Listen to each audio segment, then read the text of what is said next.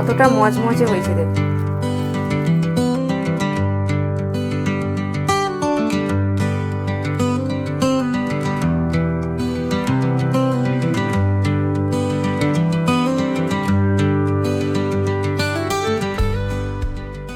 দোকানের মতো vegetable chop বানাতে প্রথমে আমরা বিট গাজরের খোসাগুলো ছাড়িয়ে নেব।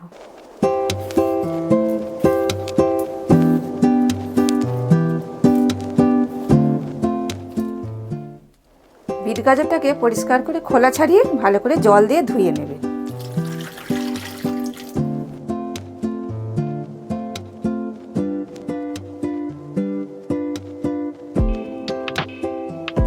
নমস্কার, স্বাদে বাংলায়।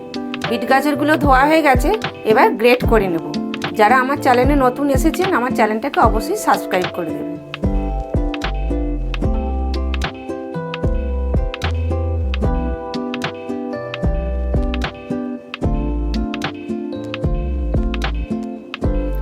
বিট গাজরটা তো গ্রেট করা হয়ে গেছে, তো ভেজিটেবিল চপ বানাতে একটা ভাজা মশলার দরকার লাগে। সেই ভাজা মশলাটা আপনাদের আমি দেখিয়ে দিচ্ছি।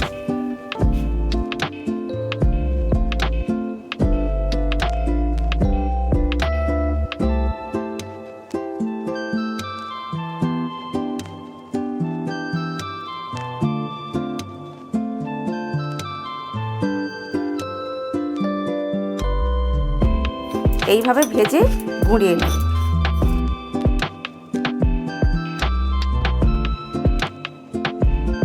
মশলাটা তো রেডি হয়ে গেল। দোকানের মতো ভেজিটেবলের পুরটা কিভাবে বানাবেন আপনারা শিখে নিন। প্রথমে আমরা বাদামটাকে ভেজে তুলে নেব।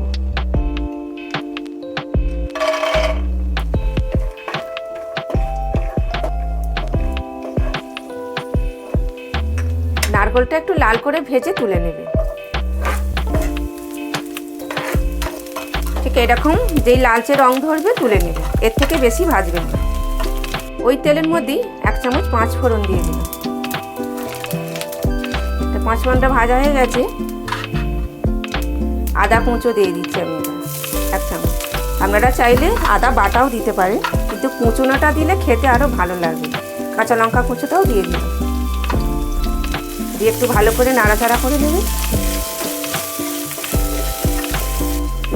আদা কাঁচা লঙ্কাটা ভাজা হয়ে গেছে, এবার বিট গাজরটা দিয়ে দেবে।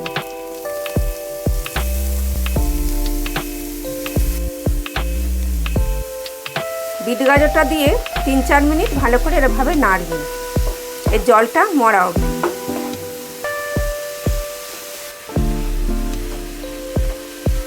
চার মিনিট নাড়ার পর দেখবেন আস্তে আস্তে জলটা মরেও যাবে আর এটা সেদ্ধটাও হয়ে যাবে। এই যে দেখতে পাচ্ছেন কেমন সেদ্ধ হয়ে গেছে, জলটাও মরে গেছে। এবার এক একে মশলাগুলো আমি এবার দেব। ভেজে রাখা বাদামটা দিয়ে দিলাম, ভেজে রাখা নারকেলটা দিয়ে দিলাম, 1 চামচ চিনি দিয়ে দিলাম। নুনটা পরিমাণ মতো বুঝে দেবেন, দিয়ে একটু ভালো করে আগে নেড়ে নেবেন।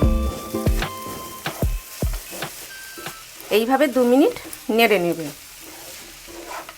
মশলাটা কষা হয়ে গেলে একটা আলু সেদ্ধ গ্রেট করে দিয়ে দেবে। আলুটা গ্রেট করা হয়ে গেছে, এবার ভেজে রাখা মশলাটা দিয়ে দেবে। 1 বাটি ধনে পাতা কুঁচো দিয়ে দেবে। দিয়ে এবার ভালো করে নাড়বে। দেখবেন আস্তে আস্তে চিট এসে যাবে। চিট না আসলে পাকানো যাবে না। 2-3 মিনিট এইভাবে ভালো করে নাড়বে।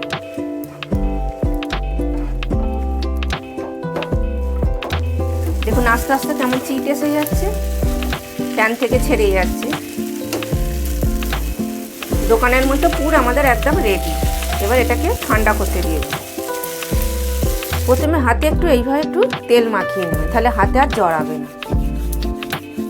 এইভাবে শেপটা এবার দিয়ে দেবে।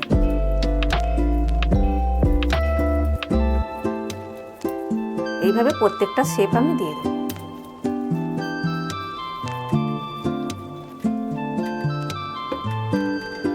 সবগুলো এইভাবে শেপটা দিয়ে দেবে। একটা ব্যাটার তৈরি করে নেবেন। ময়দা দেবেন 3 চামচ, 2 চামচ কর্নফ্লাওয়ার, সামান্য একটু নুন দিয়ে দেবেন,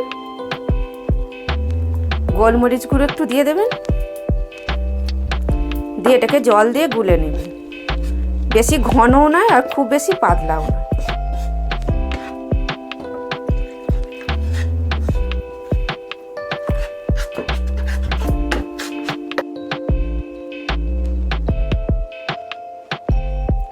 এইভাবে একটা করে নেবেন, ব্যাটারের মধ্যে গুলে দিয়ে দেবেন, দিয়ে এরমভাবে ডুবিয়ে দেবেন। তুলে নিয়ে বেড কামে দিয়ে দেবেন, দিয়ে ভালো করে বেড কামটা লাগিয়ে দেবেন। 2 কোট করে লাগাবেন। এইভাবে 1 কোট হয়ে গেল, আর আবার ডুবিয়ে দেবেন, আবার তুলে নিয়ে আবার বেড কামে দিয়ে দেবেন। তাহলে মচমচেটা ভালো হবে, খেতে খুব সুন্দর লাগে।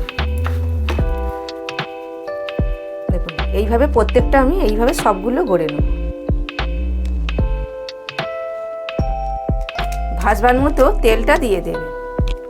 এটা একটু ডুবো তেলই ভাজতে হবে, তেলটা একটু বেশি করেই দেবে। তেলটা গরম হয়ে গেলে তখন দিয়ে দেবেন একটা একটা করে।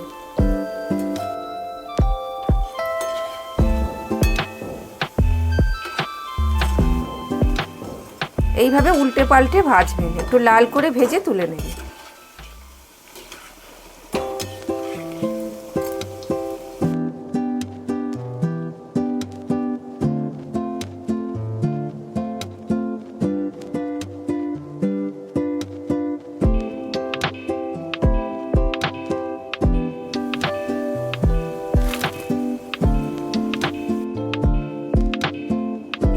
দোকানের মতো ভেজিটেবল চপ আমাদের একদম রেডি। একটা ভেঙে আপনাদের দেখিয়ে দিচ্ছি কতটা মুচমুচে হয়েছে। দেখুন কত সুন্দর হয়েছে, খেতেও একদম দারুণ।